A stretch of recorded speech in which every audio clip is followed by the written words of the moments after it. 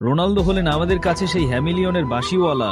রোনালদোর খেলা, মাঠে তার নেতৃত্ব, তার জয়ী মনোভাব আমাদের যেভাবে আকৃষ্ট করে তা যেন বাঁশির সুর এবং ইঁদুরগুলোরই প্রতিনিধিত্ব করে।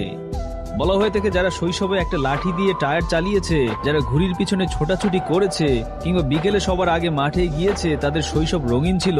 এসবের মাঝেও যারা শৈশবে রোনালদোকে পেয়েছে তারা যেন খোদ শৈশবকেই পেয়েছিল। রোনালদো আমাদের কত রাত হাসিয়েছে, আবার মন খারাপের দিনে বালিশ ভিজে একাকার হয়েছে কত শতবার। অবাস্তব ভাবনাও মাঝে মাঝে মাথায় ঠাঁই করে নেয়।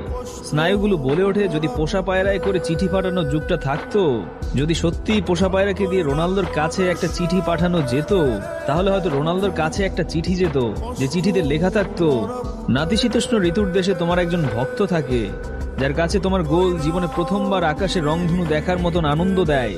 তোমার মন খারাপের দিনে যার কাছে দুনিয়ার সমস্ত বিষাদ এক ঘরে পুঞ্জীভূত হয়। রোনালদো, তুমিই তো ফুটবল।